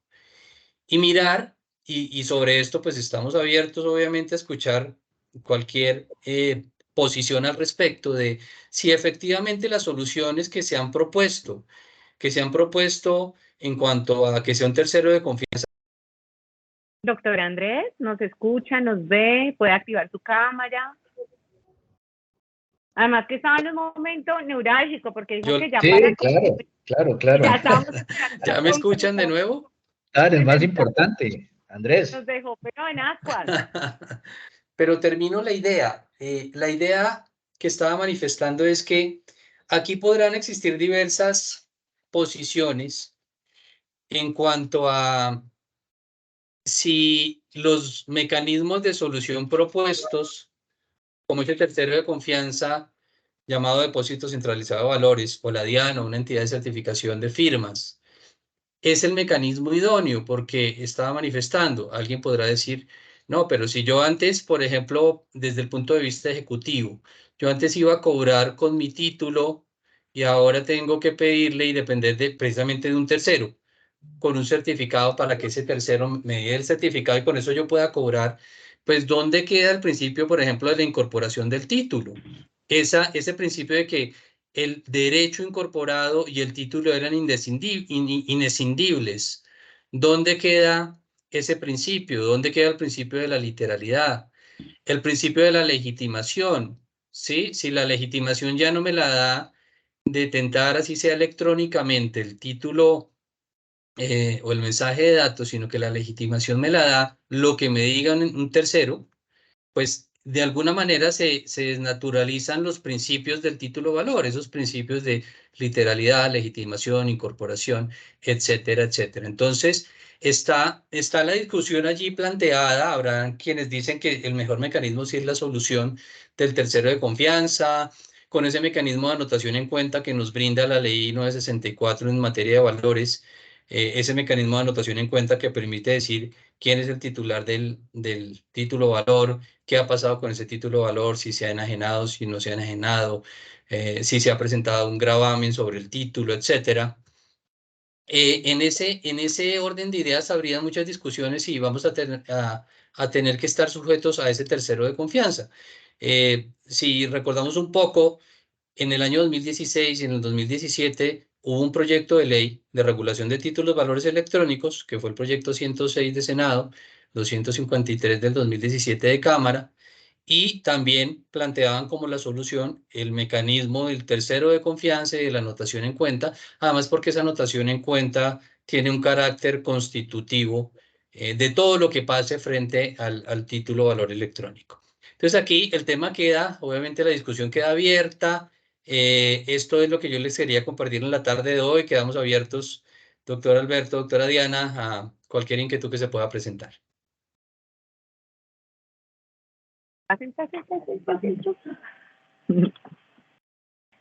Bueno, tenemos muchísimas preguntas porque el tema que han tocado el día de hoy es un tema muy sensible, no solo para el tráfico de lo que puede ser el comercio, la riqueza, el patrimonio, sino para los litigantes, para lo que nos viene pasando con las facturas electrónicas. Esa casi que negación de administración de justicia frente al título valor factura electrónica. Tenemos muchas preguntas y yo quisiera pues respetar, digamos, el orden que habíamos establecido y es que íbamos a tener una ronda de preguntas. Entre ellas, quiero hacerles una en general que recoge varias y es, entonces, ¿cuáles son los requisitos que sí debe exigir un juez o que debe lograr un demandante ejecutante y un litigante que apodere al ejecutante cuando trata de radicar como título ejecutivo y pretende que se libre mandamiento de pago con una factura electrónica? ¿Cuáles son con exactitud esos requisitos que realmente son los legales? Si me permite, doctor Alberto. Dale, Digamos, dale, Andrés, dale. para mí los requisitos, digamos, analizada la normatividad de la jurisprudencia, primero son los requisitos del 621, naturalmente, del Código de Comercio, o sea, que haya un derecho incorporado en el mensaje de datos, ¿sí? La obligación, cuánto es, etcétera, que tenga una firma, pero la firma no necesariamente como la rúbrica puesta en el manuscrito o la firma manuscrita en un papel, sino como ese mecanismo que permite identificar al generador de ese documento. Y los requisitos, hablando de facturas electrónicas, del artículo 773 del Código de Comercio. ¿Cuáles son? Pues que la factura electrónica tenga una fecha de vencimiento y una fecha de vencimiento, una fecha de pago. Si no tiene una fecha de pago, pues se presume que se debe pagar dentro de los 30 días siguientes, que es lo que dice la norma, que dé cuenta la factura electrónica de que se ha realizado una operación de compra-venta o se ha prestado un servicio, ¿sí? Que además esa factura electrónica se haya generado y se haya, obviamente, tenga una validación de la DIAN, esto es un efecto tributario, para efectos tributarios, y que después de validada la factura electrónica se haya entregado al destinatario, ¿sí? Y que el destinatario la acepte, la aceptación no expresa o la aceptación tácita. La aceptación expresa, que puede ser a través de cualquier canal electrónico, o la aceptación tácita, que recordemos lo que consiste es en que si se entrega efectivamente la factura electrónica al destinatario y hay prueba de ello, tiene que haber prueba de ello, y esto lo brindan precisamente los sistemas como el Radian, lo que pueden hacer los proveedores de facturas electrónicas, que si existe la certeza de la entrega, yo lo puedo constatar en la trazabilidad, en el tracking de la factura. Yo puedo contar 3 días hábiles y si dentro de los 3 días hábiles el destinatario que recibió esa factura y está aprobado que recibió esa factura no la rechazó, no la devolvió, pues queda aceptada tácitamente o irrevocablemente la factura electrónica. Esos son los requisitos, naturalmente que si hay una validación de la DIAN es porque hay una factura que generó con un código único de facturación electrónica y hay esa trazabilidad a través de lo que se llama el código QR, que es el que muestra todo lo que ha pasado con la información de la factura. Si se cumple con esos requisitos, pues se tiene que librar el mandamiento de pago. Eso es lo que se tendría que exigir en mi criterio por las autoridades judiciales para librar mandamiento de pago. Gracias, Bueno, doctor Andrés. Doctor Gaitán, siga, por favor. sí, Ana, yo quiero terminar pues dando cuenta de esta reflexión que de pronto va a sonar un poco dura, áspera, pero estamos en una situación de incertidumbre total en el asunto. Desafortunadamente no hay uniformidad en las decisiones judiciales, hay anarquía, cada juzgado tiene un criterio distinto, los tribunales tampoco se han puesto de acuerdo. ¿Y eso es fruto de qué? Eso es fruto, desafortunadamente, de tratar de hacer una simbiosis entre lo físico y lo electrónico. Si estamos en el escenario de lo físico, las reglas de juego son clarísimas, llevan más de 50 años de desarrollo y de evolución, ahí no hay riesgo alguno de que tengamos dudas. Pues ahora tenemos este escenario que es un poquito complicado, que es que se puede escanear un título de valor físico y mandar por esta vía a un juzgado y que el acreedor lo debe custodiar y mantener, que se presume que es de buena fe, que bueno, en fin. Pero ese escenario está tranquilo. El que está intranquilo es evidentemente este de los documentos electrónicos, porque a mi juicio lo que no hemos podido aterrizar es el hecho de que en lo electrónico hay unas reglas de juego diferentes. Y si se ha previsto un tercero de confianza, como lo son los depósitos centralizados de valores, como son las entidades de certificación de firmas digitales o como es la DIAN en el caso del Radian, pues usémoslas. Para algo están. Precisamente están para asegurar confianza en el mercado, particularmente en cuanto a lo que es la integridad del documento y su circulación, su situación, su trazabilidad. Yo sería partidario, y en eso soy absolutamente ortodoxo, de que exigiéramos siempre, para efectos de dar cuenta de que alguien está legitimado para cobrar, para librar un mandamiento de pago, para reconocer un derecho en este escenario de lo electrónico, mientras no avancemos a algo que sea diferente como el blockchain, que permita que el juez directamente pueda acceder a un sistema y poder verificar quién es el titular de un derecho, pero mientras no lleguemos allá, yo creo que tenemos que utilizar el tema que tenemos entre manos, que son las entidades de certificación. Yo como juez, si a mí me preguntan, yo exigiría siempre que exista algún tipo de respaldo de ese documento que me presentan por parte de la entidad de certificación. Pero también tengo que reconocer que desde hace varios años, incluso desde la ley 1231 que reguló la factura, todas estas normas de descongestión, las normas de digitalización de la justicia, pues han dado paso a, digamos, a mucha flexibilidad. Casi que estamos trabajando sobre la apariencia de buen derecho. Entonces estamos admitiendo copias, estamos admitiendo PDFs, estamos admitiendo mensajes de WhatsApp.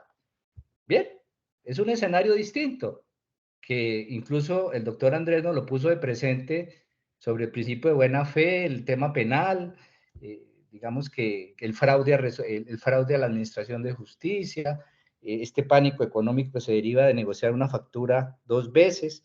Hay una serie de reglas que van en la vida de lo que tenemos ahora, que es que se ha relajado mucho el tema y cualquier tipo de documento, en cualquier formato, venga como venga, pues lo admitimos y libramos mandamiento de pago, entiendo, en una tendencia pro crédito, favorecer a los acreedores.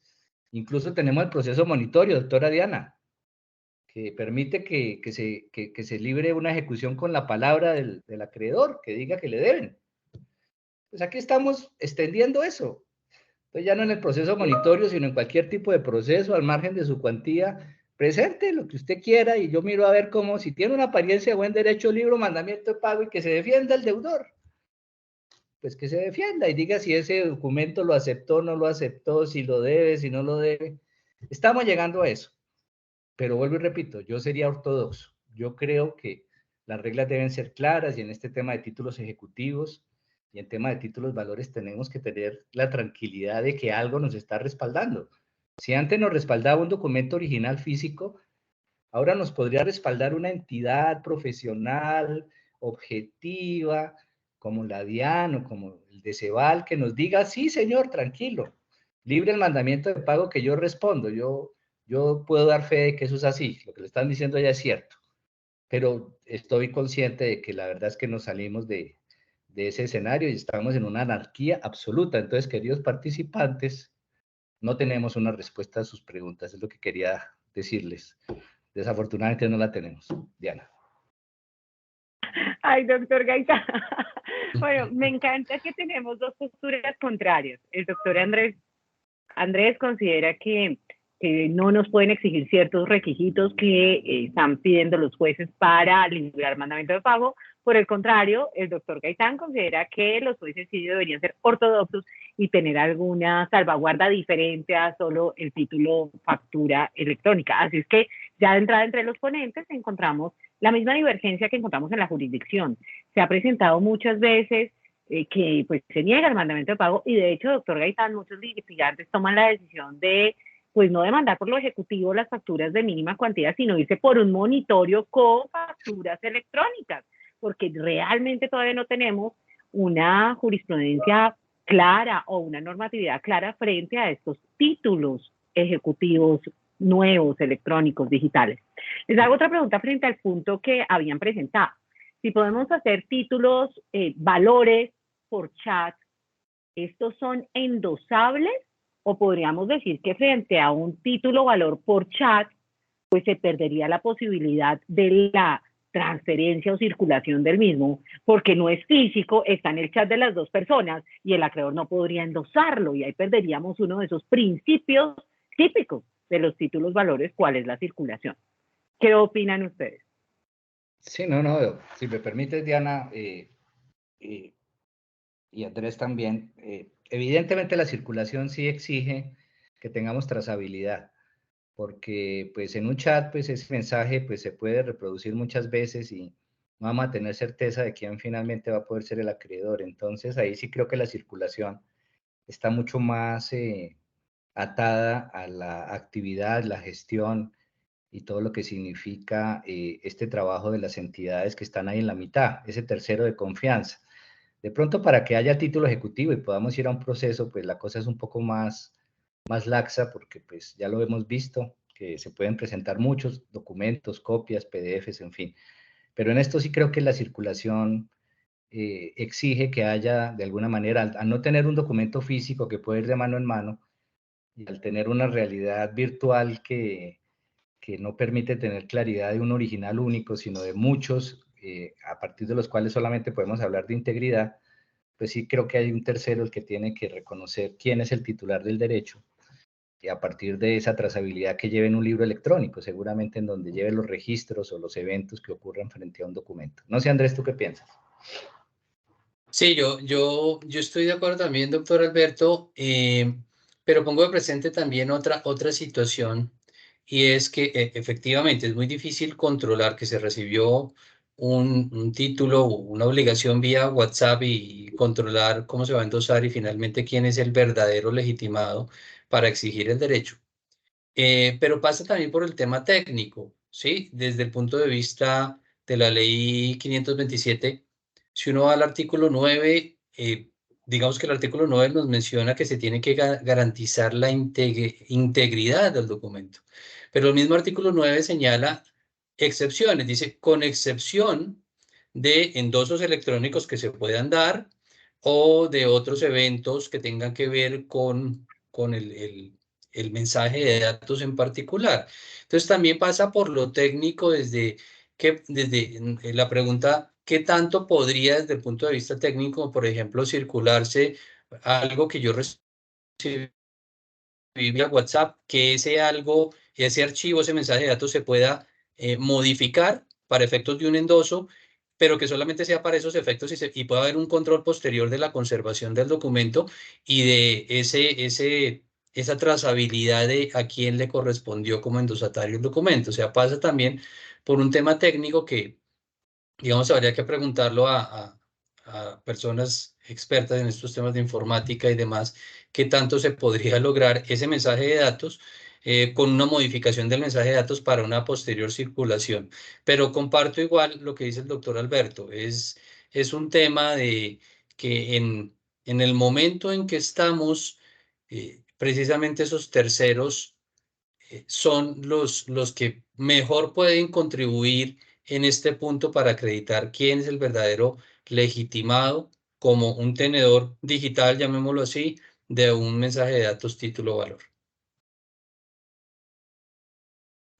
Seguimos acá en las especulaciones. Tenemos actualmente un proyecto de ley para el arbitraje en procesos ejecutivos, lo que había estado de alguna forma proscrito para el arbitraje. En este proyecto de ley de Humberto de la Calle se establece la posibilidad de presentar, de poner la cláusula compromisoria en los títulos valores. Y dice que estará esa cláusula en un documento anexo o diferente, pero referente al título valor. Esta iniciativa loable de congestionar la justicia, de tener procesos ejecutivos más rápidos, de que circule también la riqueza de ese derecho del acreedor, ustedes ven viable en los títulos valores incluir esta cláusula compromisoria en un documento anexo o diferente, pero referido al título valor, y máxime si hablamos de títulos valores digitales. No sé, doctor Alberto, si quiere iniciar o... No, dale, Andrés, dale. Vale. Pues Te digamos sigo. que el tema acá de la cláusula compromisoria, pues recordemos el principio de autonomía de la cláusula compromisoria, ¿cierto? Pero la cláusula compromisoria, pues como todos sabemos, tiene que ver es con la jurisdicción que va a conocer del asunto, en este caso de un cobro ejecutivo, ¿sí? Que esta cláusula compromisoria se plasme en un anexo al título valor, pues no toca propiamente con el tema de la obligación cambiaria considerada en sí misma. No está en ese anexo, no está refiriéndose propiamente a la obligación cambiaria, me explico, en punto de la cláusula compromisoria que se pacte en ese anexo, ¿sí? Entonces, la literalidad del documento llamado ser título ejecutivo tendrá que conservarse, y el título valor, para ser más específicos, tendrá que conservarse en ese título original bajo el cual se creó el documento. Sí, pero que se cree la cláusula compromisoria en el anexo para mí no afecta pues ninguno de los principios de los títulos valores propiamente dichos, sino que es un tema adicional, repito, para efectos de la jurisdicción que va a conocer del cobro ejecutivo del título valor. Es lo que yo veo, o sea, no veo que se altere propiamente un tema de principios de los títulos valores por estar en el anexo la cláusula compromisoria. Eso es lo que yo considero.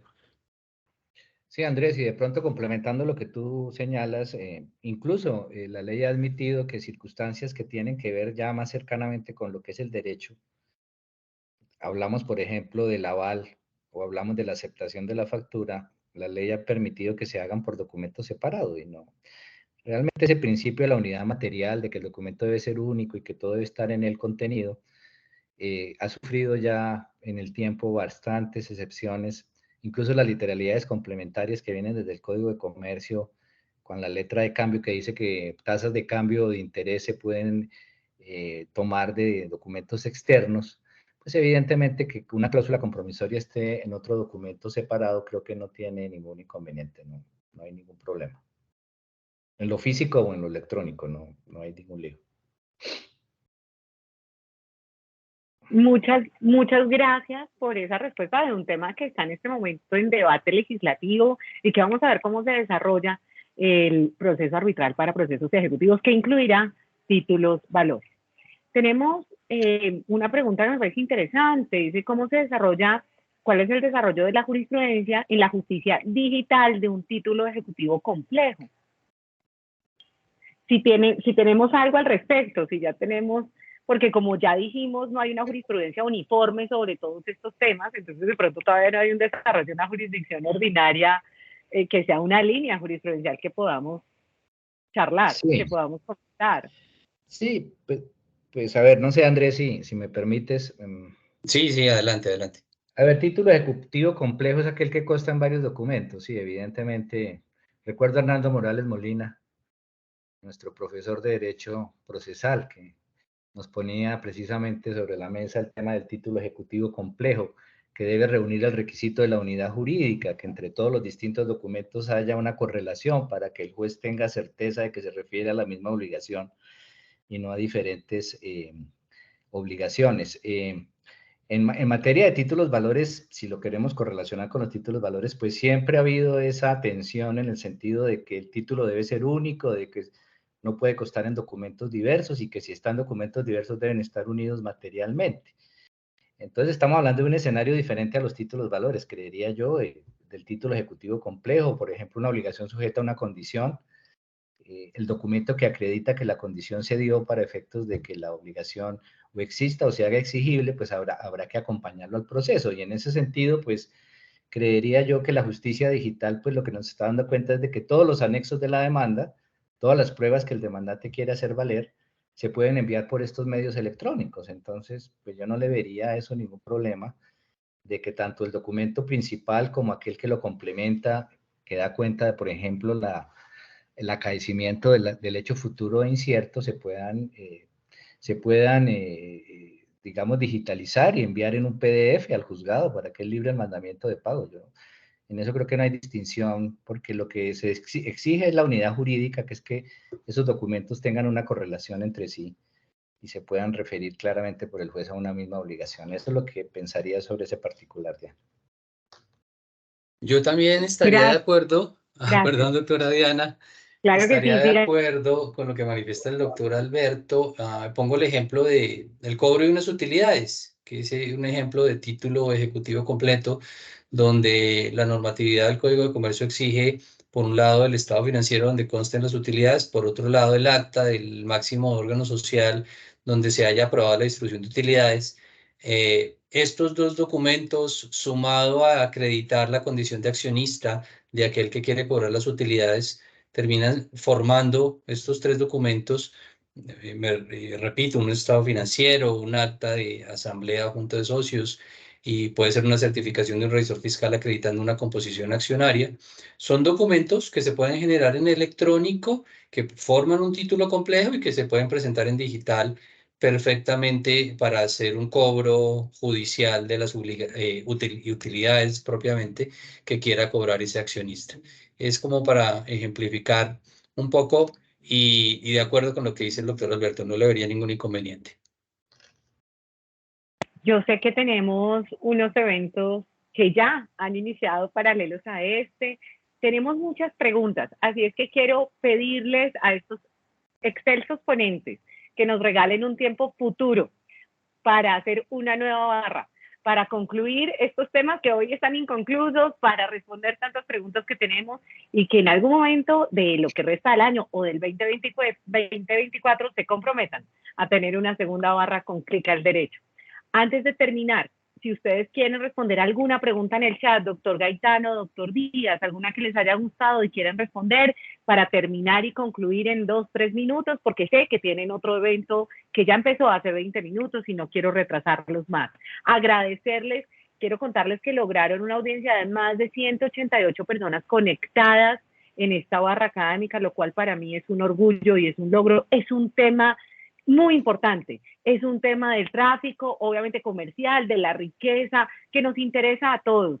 Así es que creo que nos quedamos con la necesidad de la segunda parte de esta adaptación de los títulos valores a esta nueva realidad digital y de temas electrónicos. Así es que cuéntenme, ¿quieren responder alguna pregunta en específico que les haya gustado?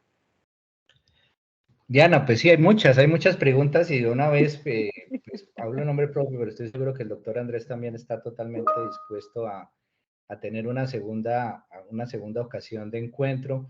Seguramente cuando tengamos de pronto un poquito más de elementos, avances, bueno, en fin, incluso desde el punto de vista tecnológico es posible que el blockchain nos lleve a una realidad un poquito más tranquila. Solamente quisiera pues terminar agradeciéndote nuevamente por esta gentil invitación.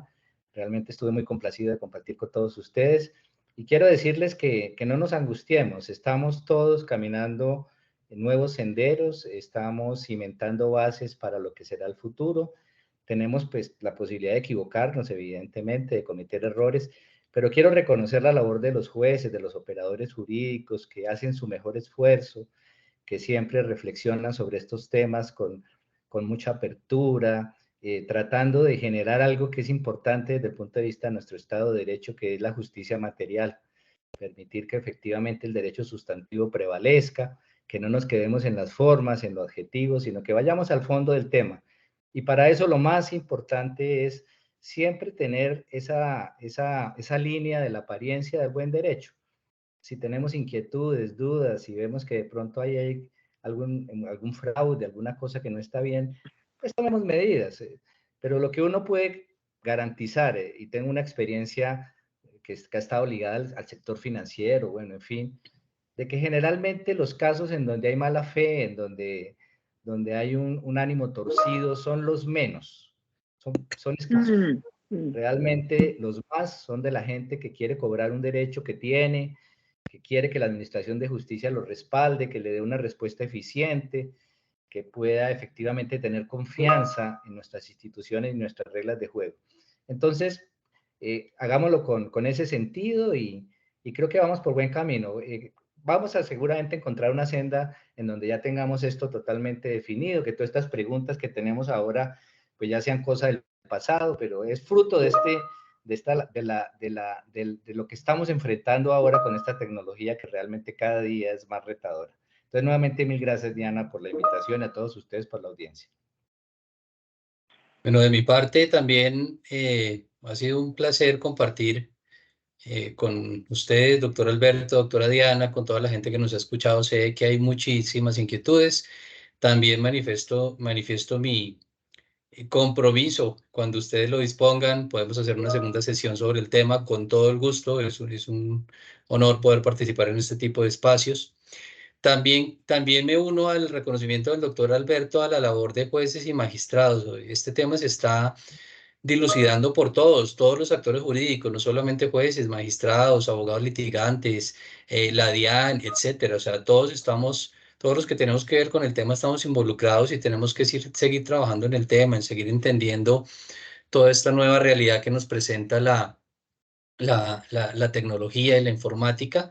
Entonces, también un reconocimiento para los jueces y magistrados. Ahí tenemos pues los recursos si nos niegan un mandamiento de pagos y lo que sea, tenemos la apelación en la mayoría de los casos, etcétera. Entonces, ese reconocimiento también. Y finalmente, pues quiero, digamos, terminar manifestando que, por un lado, están las entidades que pueden servir esos terceros de confianza, como lo ha dicho el doctor Alberto, pero también apoyémonos en esas presunciones que nos da nuestra misma normatividad procesal. Esa presunción de autenticidad del documento y dentro de ese documento el título de valor generado como mensaje de datos, las facturas electrónicas. Partamos de esa presunción de autenticidad y garanticemos el ejercicio del derecho de defensa del ejecutado en el proceso. Es básicamente lo que habría que tener en cuenta como una última reflexión. De nuevo, pues muchas gracias, doctora Diana, doctor Alberto, ha sido un gusto y gracias a todos los que nos escucharon en este conversatorio. Yo sugeriría, Gracias, doctora Diana, si se pueden como guardar todas las preguntas de este chat y después nos las puede compartir, pues es muy útil para la próxima oportunidad. Claro Sí, Andrés. que sí, doctor Andrés. Compromiso, les mandaré un cartapazo de preguntas que nos han dado el día de hoy. Ahí para entretenernos, doctor Alberto. Sí, de acuerdo, de acuerdo. Mil gracias, Andrés, también por compartir este espacio tan grato. No, doctor Alberto, Doctor, gracias por invitarme, doctora Diana, gracias. Doctor Díaz, muchas gracias. Quiero decirles que el auditorio estuvo sumamente activo. Esto solo significa que el tema que ustedes propusieron es de un gran interés jurídico. Gracias por el compromiso de tener una segunda barra en Clic al Derecho. Cuando ustedes quieran, estaremos prestos para charlar. Sé que tienen otro compromiso y por eso hoy, de forma anticipada, tenemos que decirles a todos muchas gracias, buena noche y vendrá segunda parte de los títulos, valores, sus principios o su adaptación a la realidad digital. Buenas noches a todos. Gracias. Buenas noches para todos. Que estén bien.